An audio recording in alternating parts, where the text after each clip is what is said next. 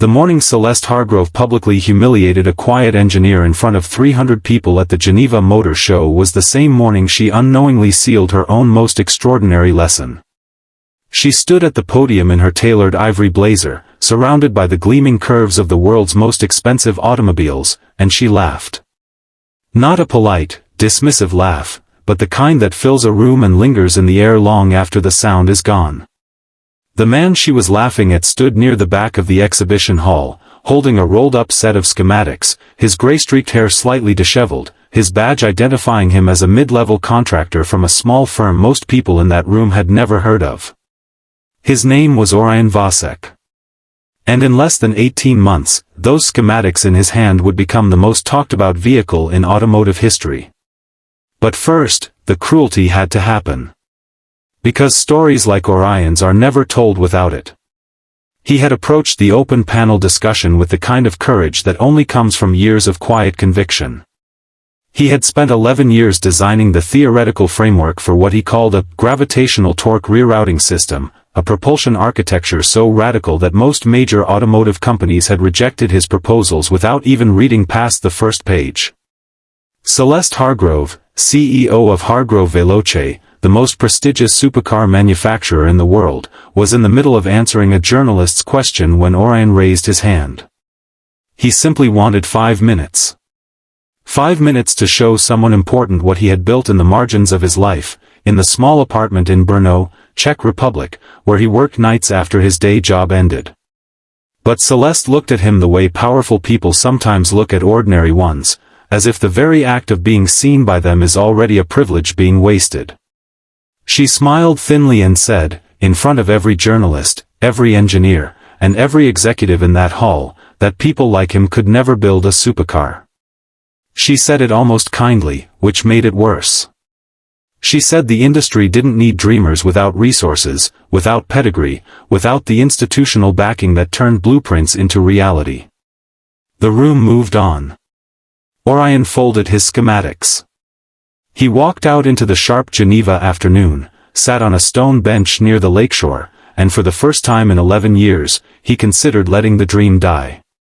If you believe in second chances and the quiet power of people who never give up, take a moment right now to like this video, drop a comment below telling us what keeps you going when the world says no, share this story with someone who needs to hear it today, and subscribe to Wisdom Story House, where we tell the stories that remind us what it means to be human.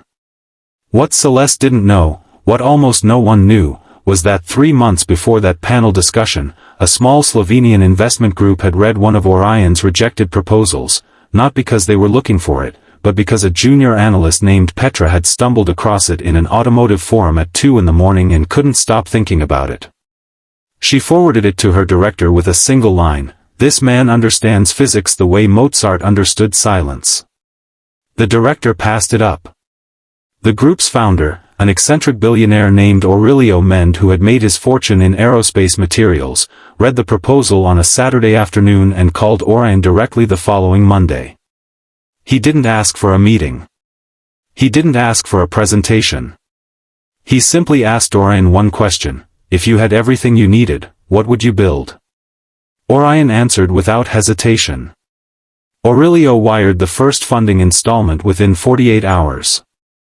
What followed was 18 months that Orion would later describe as the most terrifying and transcendent period of his life. A small team assembled around him, 6 engineers he handpicked, all of them people who had been dismissed by larger firms, all of them carrying some variation of the same quiet fury that had kept Orion designing through 11 years of rejection. They worked in a converted warehouse outside Ljubljana, with second-hand equipment and borrowed time, sleeping in shifts, arguing through calculations until dawn broke over the mountains outside their windows. There were moments when the entire project nearly collapsed, a critical simulation failure in month 4 that made 2 of the engineers want to walk away, a material sourcing crisis in month 9 that cost them 6 weeks and nearly their entire remaining budget. There were nights when Orion sat alone in the warehouse long after everyone else had gone, staring at his original schematics, now covered in revision marks and coffee stains, wondering whether Celeste Hargrove had been right. Not about his worth, but about the distance between imagination and reality. But the thing about people who have been told no for long enough is that they develop a relationship with difficulty that others simply don't have. Orion didn't need the conditions to be perfect. He had never once had perfect conditions. He needed only the next hour, the next problem, the next small solution that would make the next small solution possible. And so the car was built the way all impossible things are built, not all at once, but one unrelenting inch at a time.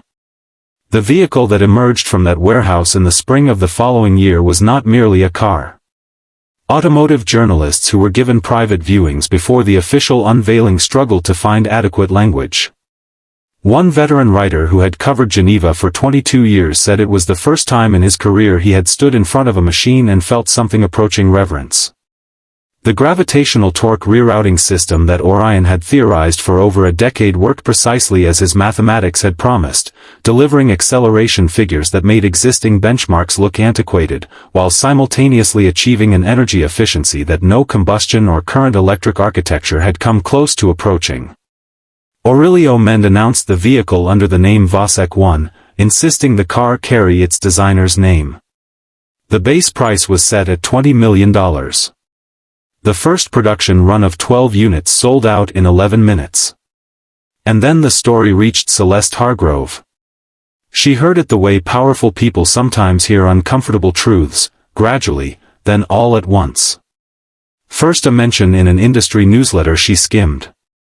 Then a call from her lead engineer, whose voice carried a quality she hadn't heard in it before, something between awe and discomfort.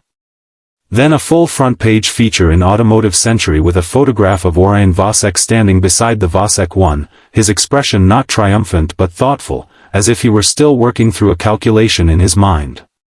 She read the article twice. She recognized the name. She remembered the Geneva panel. She remembered the schematics. She remembered the laugh. What happened inside Celeste in the days that followed is not something that can be described in simple terms, because shame and genuine reckoning rarely are. She was not a cruel woman by nature, she was a competitive one, which is sometimes a different thing and sometimes not. She had built Hargrove Veloce through relentless drive and an intolerance for what she had always called amateur idealism, and somewhere along that journey she had learned to confuse credentials with capacity, and pedigree with vision. Orion Vasek had shown her, without ever intending to, that those two things were not the same. She requested a private meeting with him through official channels and was surprised when he agreed. They met in a quiet room at an automotive conference in Milan, just the two of them, no cameras, no assistants, no audience. Celeste did not make excuses. She did not explain the context of that day in Geneva or describe the pressures she had been under or offer any of the qualifications that people reach for when they are trying to apologize without fully apologizing. She simply told him what she had done, acknowledged that it had been wrong, and said she was sorry. Orion listened. He was quiet for a long moment. Then he told her something that she would repeat in every interview she gave for the rest of her career. He told her that her words at Geneva had almost stopped him. Not because he believed them, but because he had been tired, and tired people sometimes borrow other people's doubts when their own strength runs low. He told her that what had saved him was not her dismissal but a single email from the junior analyst Petra, who had written to him the same week as Geneva, asking if he had ever considered that the people who laughed at blueprints were simply people who had stopped being able to read them. Before we reach the final words of this story, we want to ask you something. Think of one person in your life who is quietly building something the world hasn't recognized yet. Go tell them, in any way you can, that you see them. Then come back here and leave a comment with the word builder, so we know who among you still believes in the ones who work in the dark.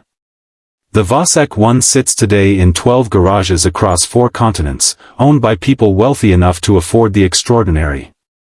But the original prototype, the one built in the Ljubljana warehouse, the one that carries the coffee stains and revision marks of 11 years of refusal, belongs to Orion alone. He has never sold it.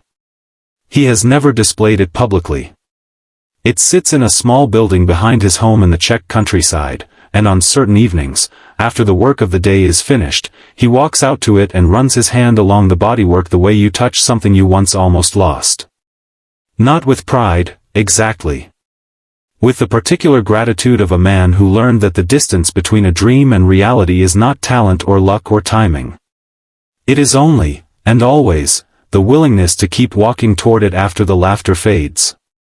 If this story moved something in you today, if Orion's journey reminded you of your own quiet battles or the battles of someone you love, please give this video a like, share it with someone who needs to believe again, and subscribe to Wisdom Story House, because every week, we bring you stories that prove the world still has room for people who refuse to stop. You found this video for a reason.